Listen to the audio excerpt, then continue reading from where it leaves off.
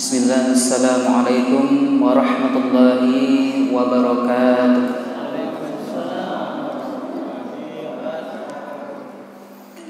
Alhamdulillahi rabbil alamin, wassalatu wassalamu ala asyrafil anbiya'i wal mursalin wa ala alihi wa sahbihi wa man sara ala darbihi ila yaumil qiyamah.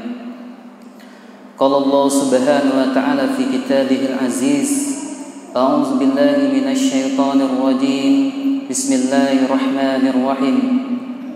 Ya ayyuhalladzina amanu taqullaha haqqa tuqatih wa la tamutunna illa wa antum muslimun. Wa qala ya ayyuhan nas ittaqu rabbakumul ladzi khalaqakum min nafsin wahidah wa khalaqa minha zawjaha wa bassa minhuma rijalan katsiran wa nisaa'a wattaqullaha alladzi tasaaluna bihi wal arham innallaha kana 'alaikum raqiba. Wa qala an-nabiy sallallahu alaihi wasallam fi hadisihi khairukum man ta'allama al-Qur'an wa 'allamahu wa qala man salaka tariqan yaltamisu fihi ilman sahalallahu lahu bihi tariqan ilal jannah. Kaum muslimin dan muslimat silang salat maghrib yang dirahmati oleh Allah Subhanahu wa taala. Bersyukur kita kepada Allah Subhanahu wa taala yang sampai detik ini masih menanamkan keimanan di dalam hati-hati kita, hingga dimudahkan langkah-langkah kaki kita untuk menuju masjid-masjid Allah Subhanahu wa taala dalam rangka menunaikan salat maghrib secara berjamaah, dan insya Allah akan dilanjutkan dengan salat isya secara berjamaah.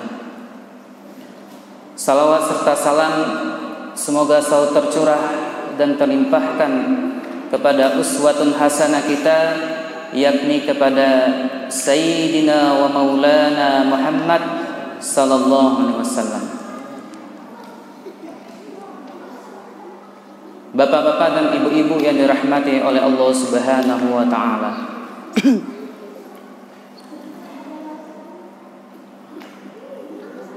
Manusia itu terdiri dari dua unsur. Yang pertama, manusia terdiri dari raga atau yang kita kenal dengan jasmani. Yang kedua, manusia itu selain terdiri dari raga dan jasmani juga terdiri dari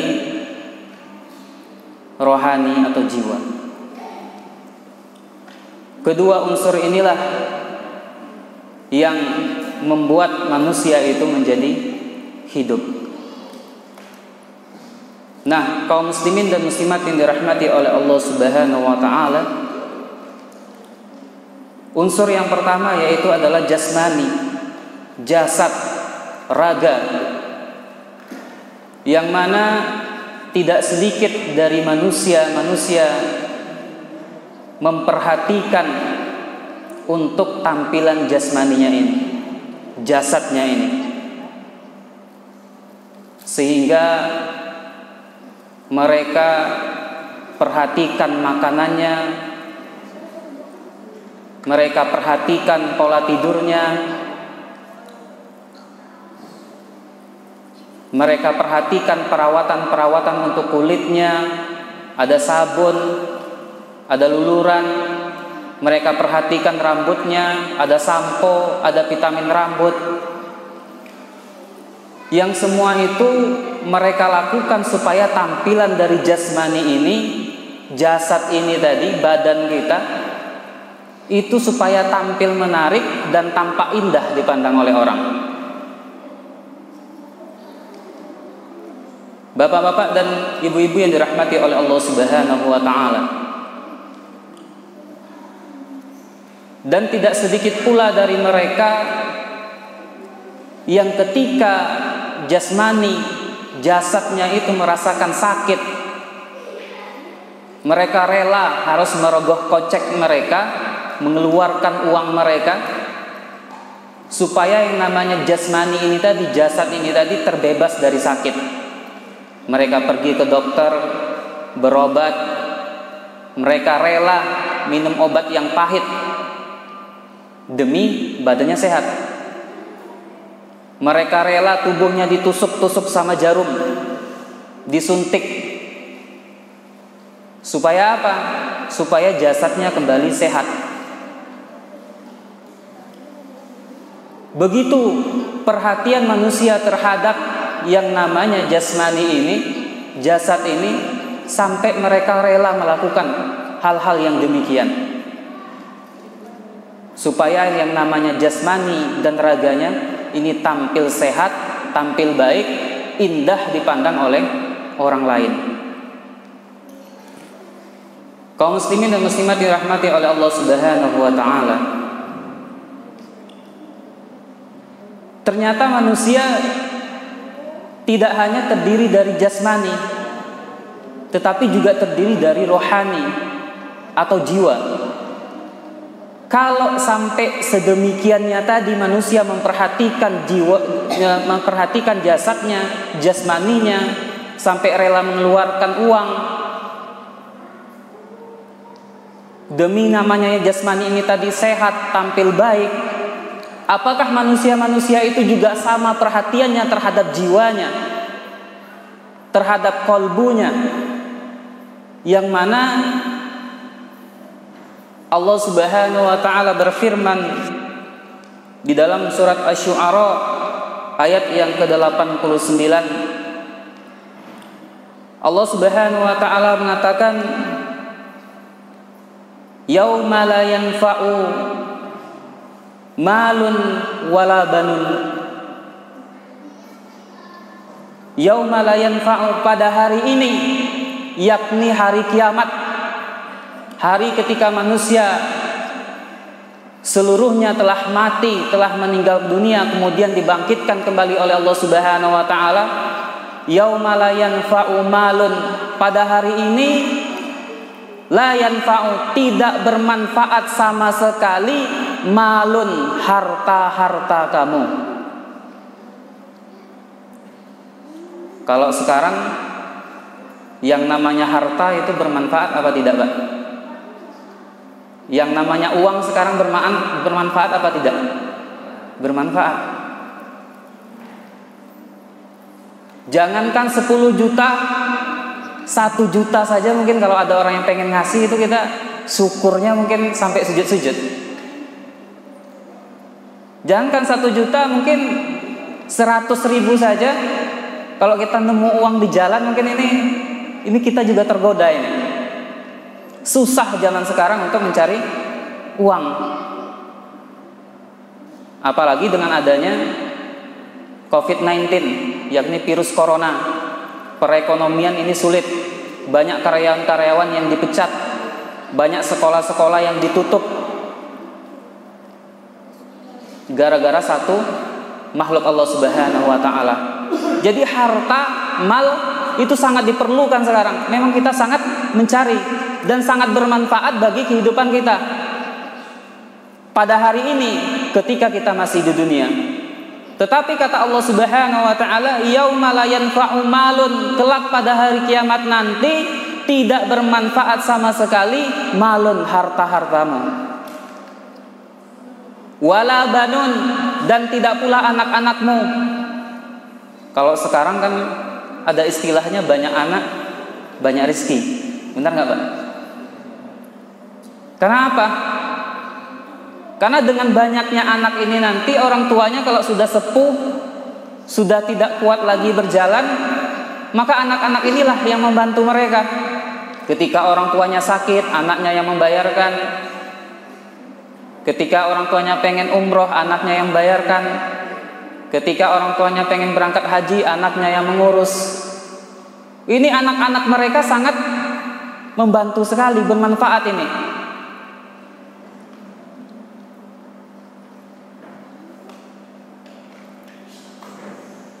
dan mereka membanggakan anak-anak mereka sampai sekolahnya sarjana, itu sangat bangga sekali orang tuanya. S1, S2, bahkan S3. Tetapi kata Allah Subhanahu wa taala, pada hari ini, pada hari kiamat nanti, wala banun, tidak bermanfaat pula anak-anakmu yang ketika di dunia ini engkau bangga-banggakan. Keluargamu yang kuat. Illa, kecuali kata Allah Subhanahu wa taala, man atallaha, barang siapa yang menghadap kepada Allah Subhanahu wa taala biqalbin salim, dengan hati yang selamat.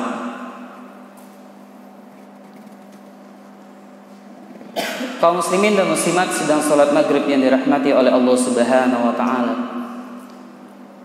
Ternyata yang dilihat oleh Allah Subhanahu wa ta'ala ketika menghadap Allah Subhanahu wa ta'ala adalah hati. Makanya manusia itu terdiri dari dua unsur, jasmani dan rohani. Rohani ini adalah qalbu. Makanya di dalam syariat Islam banyak ibadah-ibadah itu dimulai dari niat. An-niyatu fil qalbi, niat itu di dalam hati. Sehingga lurus tidaknya ibadah seseorang itu tergantung niatnya.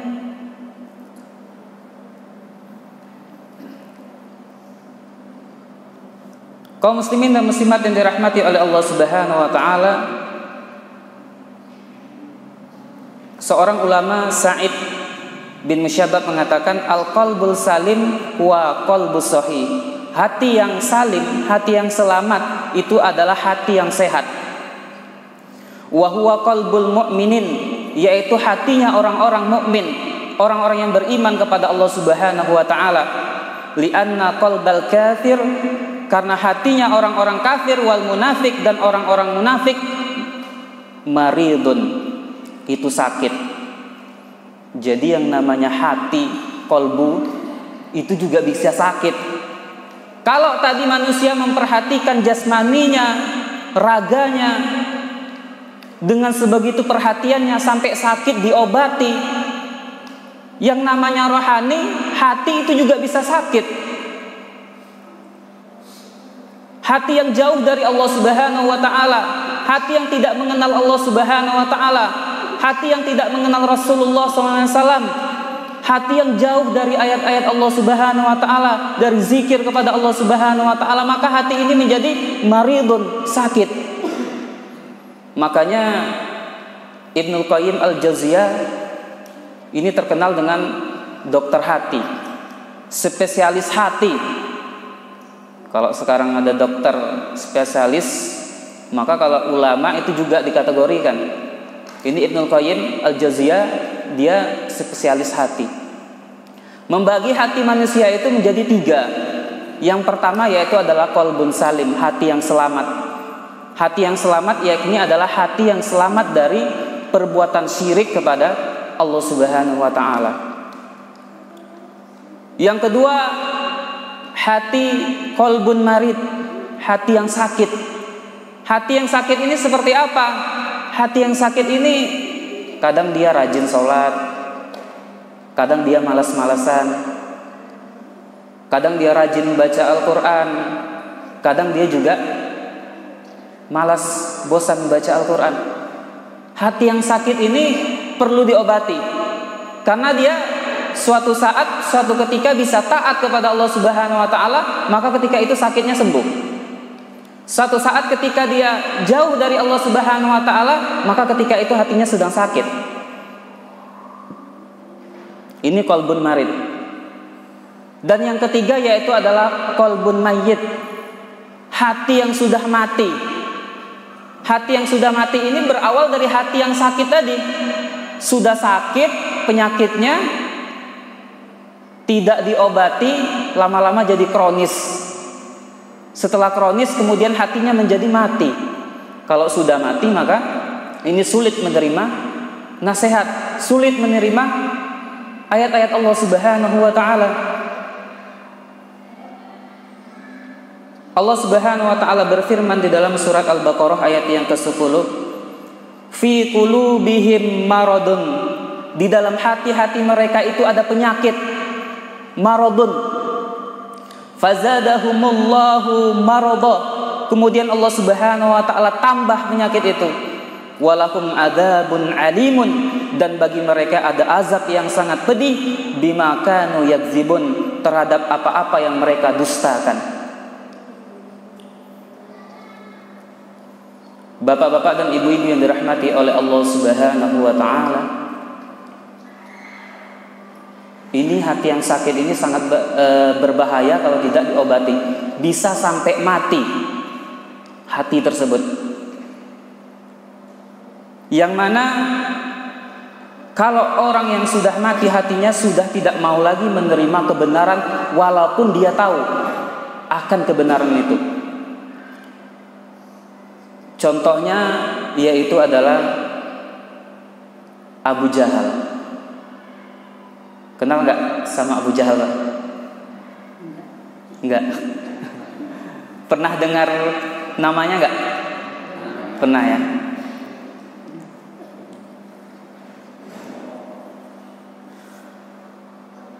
Abu Jahal ini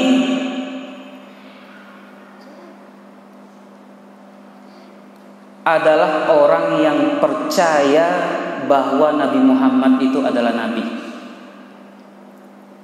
Abu Jahal ini adalah orang yang pintar, orang yang cerdas. Abu Jahal ini ternyata gelarnya Abu Jahlin, bapak kebodohan. Namanya siapa? Namanya adalah Umar bin Hisham.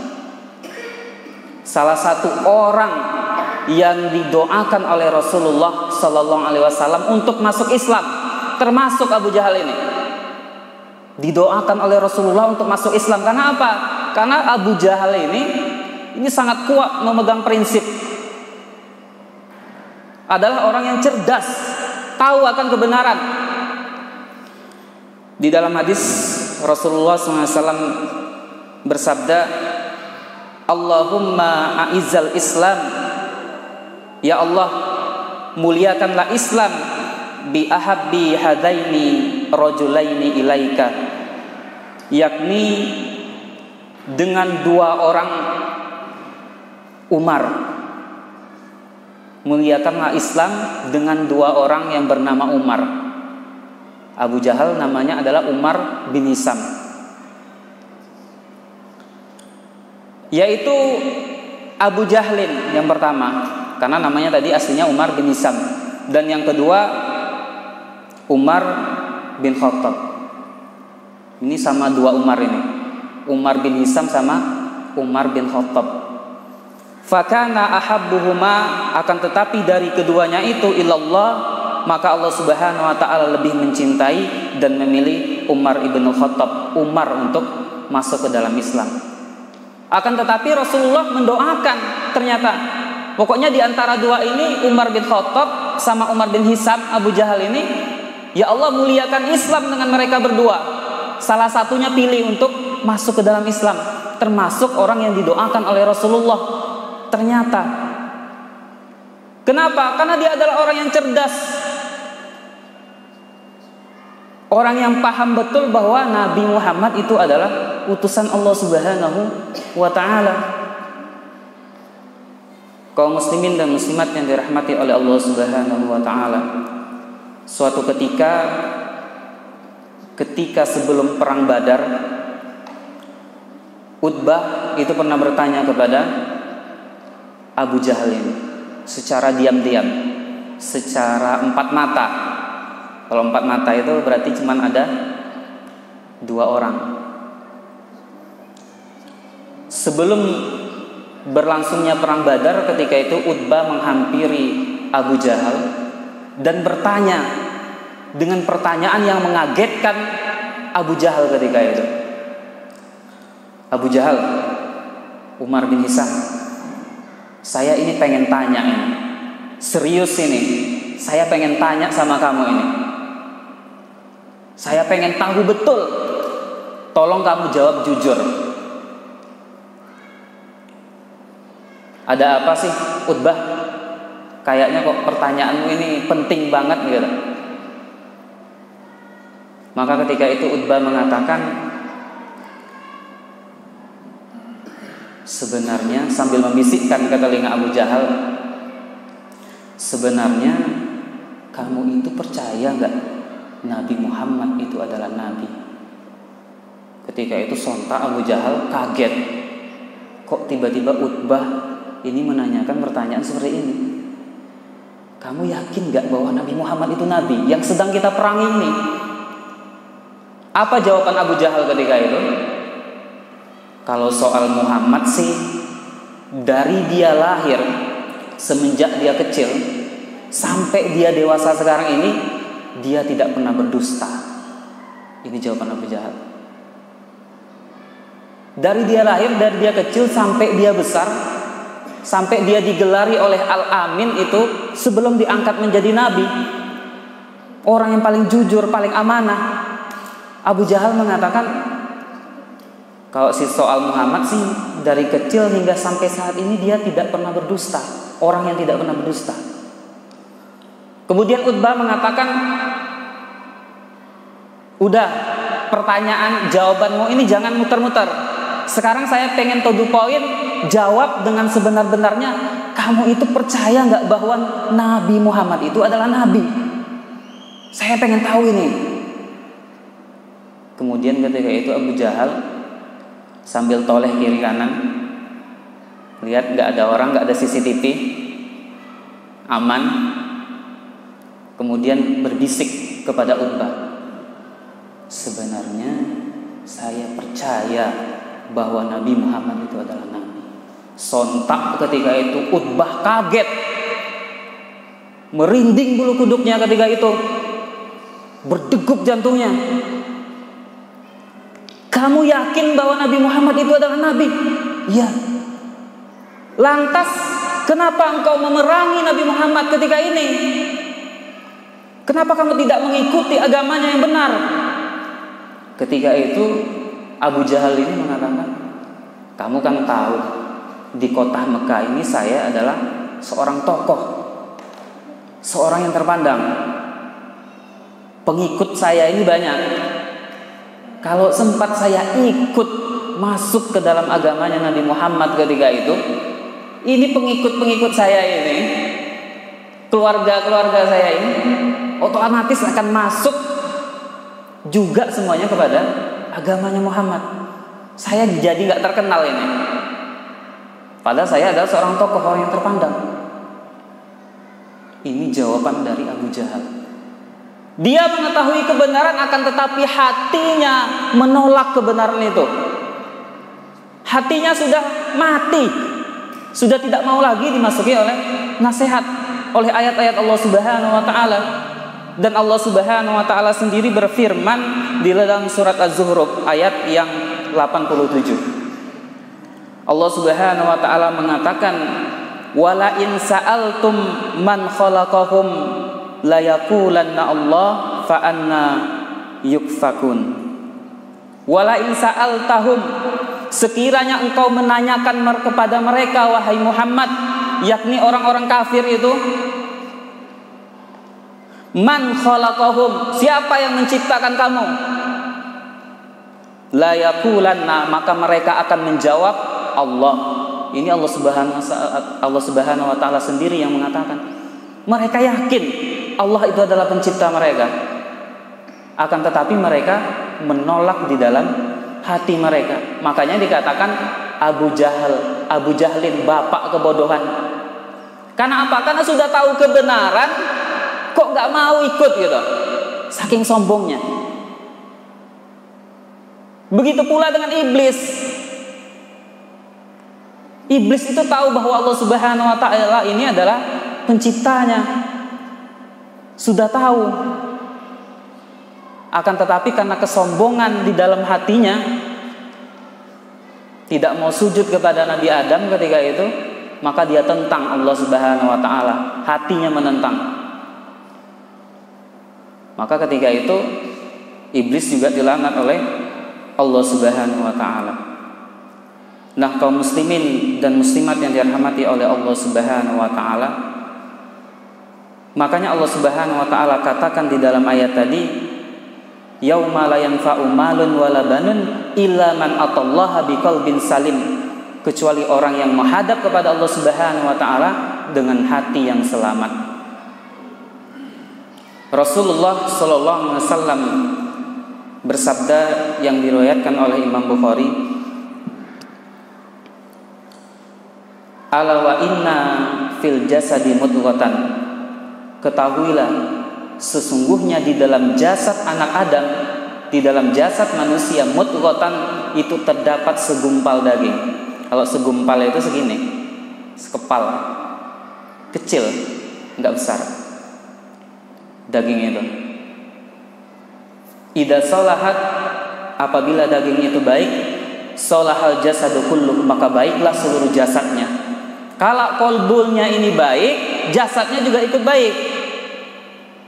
Idza fasadat, dan jika segumpal daging itu tadi, qalbunya itu tadi rusak, fasadal jasadu kulluh, maka rusaklah seluruh badannya. Ala wahiyya, ketahuilah bahwa dia adalah al-qalbu, hati.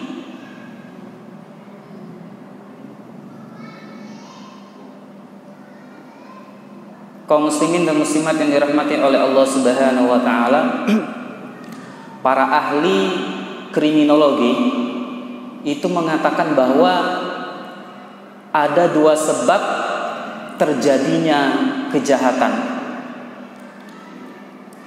Ada dua sebab terjadinya kejahatan. Ini sudah diteliti oleh para ahli kriminologi. Dilakukan kajian, dilakukan penelitian. Yang pertama yaitu adalah karena ada niat dari pelakunya. Karena ada niat untuk melakukan kejahatan tersebut. Dan niat ini an-niyatu fil qalbi, niat itu di hati. Yang kedua karena adanya kesempatan. Nah, ini dua penyebab terjadinya kejahatan. Kalau hatinya ini tadi baik, walaupun kesempatan itu ada, terbentang luas, orangnya tidak akan melakukan kejahatan. Karena apa? Karena hatinya baik. Karena dia merasa selalu diawasi oleh Allah Subhanahu wa taala.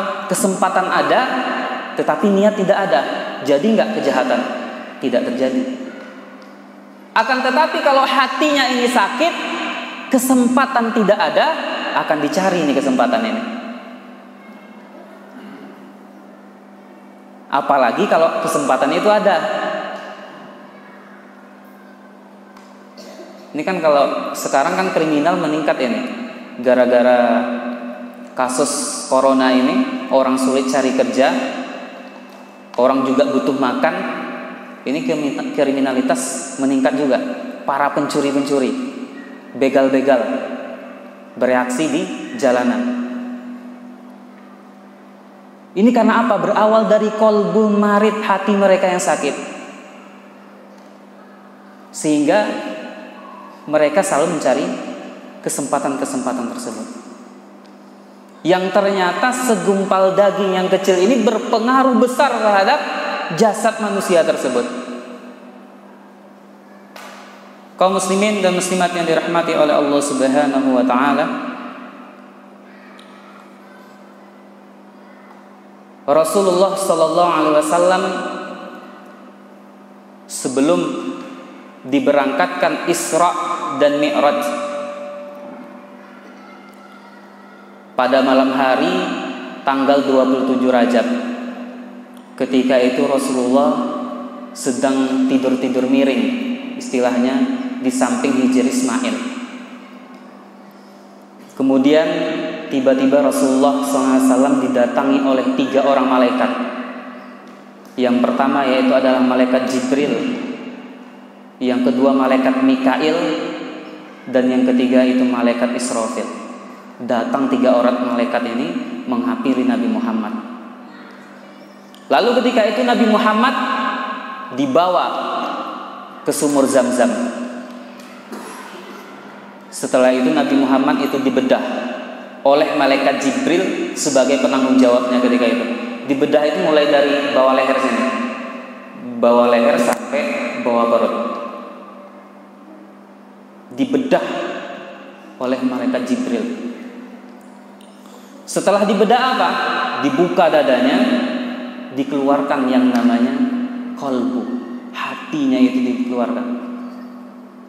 Kemudian malaikat Mikail membawa 3 wadah yang terbuat dari emas yang berisi air Zam-Zam. Kemudian hati Nabi Muhammad ini tadi dicuci bersih. Hatinya yang sudah bersih dicuci bersih lagi dengan air yang suci, yakni air Zam-Zam, sebanyak 3 kali. Setelah dicuci bersih, dikeluarkan penyakit-penyakit hati itu sampai tidak tersisa, kemudian dibawakan lagi wadah yang berisi iman dan hikmah. Kemudian hati itu ditenggelamkan. Setelah bersih hati itu kemudian baru dimasukkan, kemudian ditutup lagi. Ini kisah tentang Isra dan Mi'raj. Nah, bapak-bapak dan ibu-ibu yang dirahmati oleh Allah Subhanahu wa taala, artinya apa? Bahwa ketika sebelum Rasulullah diperjalankan Isra dan Mi'raj, ini adalah perjalanan untuk menghadap kepada Allah Subhanahu wa taala, zat yang maha suci, zat yang maha thayyib, zat yang maha baik, zat yang maha indah. Yang pertama itu, sebelum melakukan perjalanan ini ternyata hatinya itu harus bersih dulu. Dibersihkan hati Nabi Muhammad yang ketika itu sudah bersih, dibersihkan lagi. Artinya kalau manusia pengen naik derajatnya di sisi Allah Subhanahu wa taala, maka jaga selalu hati ini. Kalau kita sampai segitunya menjaga jasmani kita, merawatnya, memberikan vitamin, memberikan makan, ternyata yang namanya rohani, kalbu ini juga butuh perawatan, juga butuh makanan, juga butuh vitamin, supaya dia tetap sehat, supaya ketika mendengar ayat-ayat Allah Subhanahu wa taala hatinya itu tersentuh, hatinya itu bergetar. Makanya orang-orang yang mendengar ayat-ayat Allah Subhanahu wa taala dikatakan hati mereka itu bergetar. Ini adalah hati-hati yang hidup, hati-hati yang sehat. Sementara hati-hati yang sakit dan bahkan mati ketika mendengarkan tausiah, mendengarkan ceramah, mendengarkan nasihat, itu sama sekali tidak tersentuh, gak ngefek istilahnya sekarang. Kenapa? Karena hatinya sudah sakit, bahkan hatinya sudah mati walaupun tahu kebenaran, seperti kisah Abu Jahal tadi.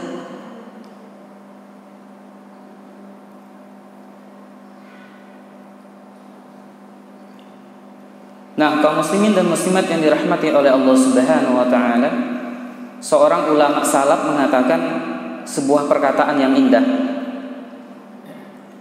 Al-qalbu fil jasadi kal maliki ala junudi. Al-qalbu, adapun hati, fil jasadi, di dalam jasad, di dalam raga, di dalam tubuh manusia, kal maliki, seperti raja, ala junudihi, atas bala tentaranya. Seperti seorang raja atas bala tentaranya. Hati ini tadi. Kita bisa bayangkan kalau seorang pemimpin, seorang raja itu adalah raja yang soleh, seorang pemimpin yang taat kepada Allah Subhanahu wa taala, tentu perintahnya, titahnya terhadap pasukannya, terhadap tentaranya juga tentu perintah yang baik, juga tentu arahan-arahan yang baik pula. Karena apa? Karena pemimpinnya ini adalah soleh, rajanya adalah orang yang beriman, otomatis bala tentaranya juga semua itu ikut beriman, selamat. Akan tetapi kita juga bisa bayangkan kalau ada seorang raja, seorang pemimpin yang rusak, yang tidak soleh, bahkan tidak beriman kepada Allah Subhanahu wa taala, tentu perintah yang dia berikan kepada pasukannya ini juga perintah-perintah yang rusak, sehingga rusaklah seluruhnya.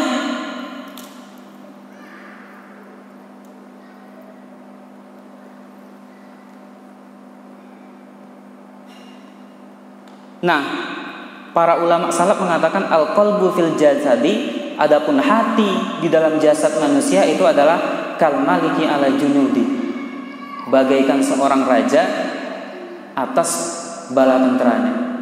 Jadi yang menggerakkan manusia, yang menggerakkan kita pengen pergi ke masjid, mendengarkan pengajian, mengerjakan sholat, itu adalah hati kita. Makanya bersyukur kepada Allah Subhanahu wa taala akan nikmat iman yang masih ditanamkan ke dalam hati-hati kita ini. Ini syukur yang pertama. Yang paling mahal, nikmatul iman wal Islam. Nikmat iman dan Islam. Sementara banyak orang yang kaya raya, orang yang hidupnya bergelimang harta, akan tetapi tidak diberikan nikmatul iman. Tidak ada nikmat iman di dalam hatinya, menjadi orang kafir. Makanya selalu kita bersyukur kepada Allah Subhanahu wa taala. Mungkin walaupun rezeki kita saat ini mungkin lagi susah, lagi sempit, tapi kita masih punya yang paling mahal nikmat dari Allah Subhanahu wa taala, yaitu adalah nikmatul iman. Nikmatnya beriman kepada Allah Subhanahu wa taala. Yang kalau diukur jarak kita dengan Rasulullah itu jauh. Masanya jauh. Indonesia sama kota Mekah itu jauh. Kalau misalnya orang dahulu pengen naik haji itu berapa bulan? 6 bulan biasanya. Pakai kapal laut. Kalau sekarang kan udah ada pesawat. Yang kita jarak masa dengan Rasulullah itu jauh, jarak Indonesia dengan kota Mekah itu jauh, akan tetapi sekarang kita diberikan nikmatul iman. Nikmat iman bahwa yakin kita bahwa Allah Subhanahu wa taala itu pencipta kita. Yakin kita bahwa Nabi Muhammad itu adalah Rasul kita. Ini nikmat. Sementara kalau kita hidup sezaman dengan Nabi, semasa dengan Nabi, melihat wajah Nabi, mendengar suara Nabi, belum tentu kita beriman kalau tidak Allah Subhanahu wa taala berikan nikmatul iman ini. Contohnya siapa? Abu Jahal tadi. Melihat Rasulullah, mendengarkan suara Rasulullah, ketemu sama Rasulullah. Bahkan Rasulullah itu bukan orang lain, keluarganya juga. Akan tetapi tidak diberikan nikmatul iman karena hatinya sudah sakit.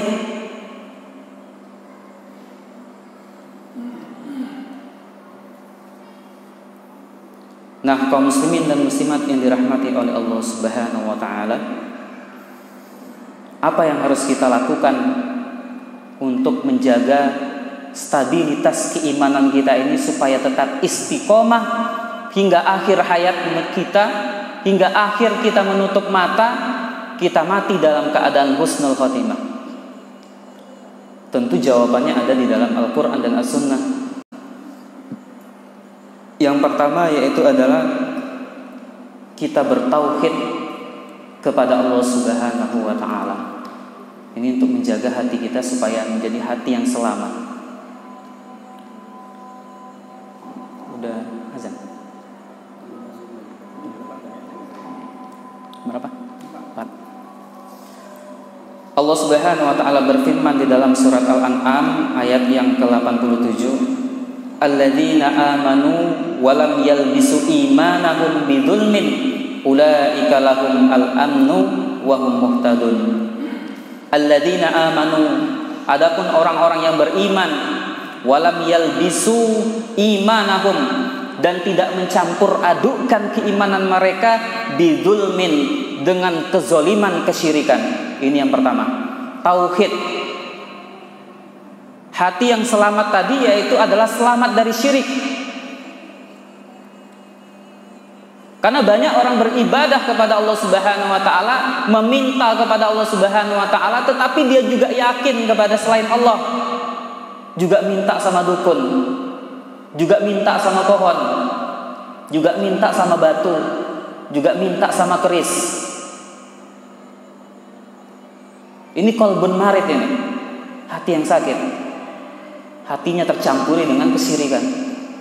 Jadi yang dimaksud ayat biqalbin salim, hati yang selamat dari kesyirikan, Makanya Allah Subhanahu wa taala mengampuni setiap dosa atas kehendak Allah Subhanahu wa taala, seluruh dosa illa syirka, kecuali dosa syirik. Ini bahayanya dosa syirik ini. Makanya dakwah Nabi Muhammad 13 tahun di kota Mekah itu adalah dakwah tauhid, meluruskan penyembahan kepada sesama manusia, kepada berhala, menjadi kepada Allah Subhanahu wa taala. Yang kedua yaitu kita berserah diri kepada Allah Subhanahu wa taala.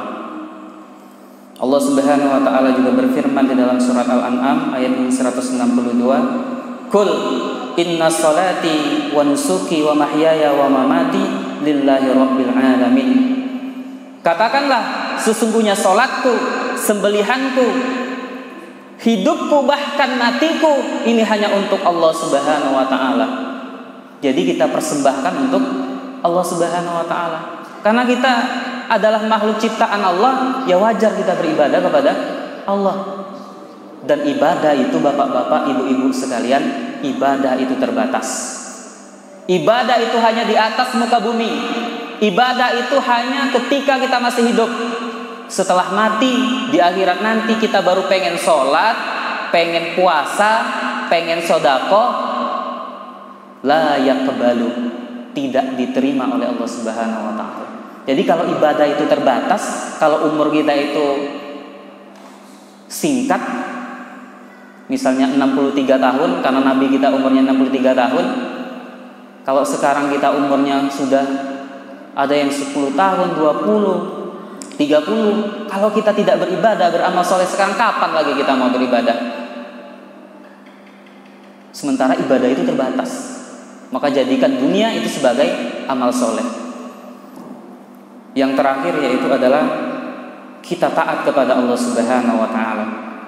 Allah Subhanahu wa taala juga berfirman di dalam surat An-Nur, "Innama kanu qaulul mu'minin idza du'u ilallahi wa rasulihi liyahkuma bainahum an yaqulu sami'na wa ata'na wa ulaika humul muflihun." Sesungguhnya ucapan orang-orang beriman itu idza du'u ilallah, apabila diseru kepada Allah Subhanahu wa taala wa rasulihi, dan rasulnya, liyahkuma bainahum, untuk memutuskan hukum di antara mereka dengan hukum Allah, dengan hukum rasulnya, maka orang-orang itu akan mengatakan sami'na, kami mendengar, wa ata'na, dan kami taat. Jadi kalau udah hadis, udah Al-Qur'an berbicara sami'na wa ata'na, gak ada lagi bantahan, karena hatinya sudah yakin dengan firman Allah, dengan hadis dari Nabi Muhammad SAW. Wa ulaika humul muflihun, dan adapun mereka itu adalah orang-orang yang beruntung.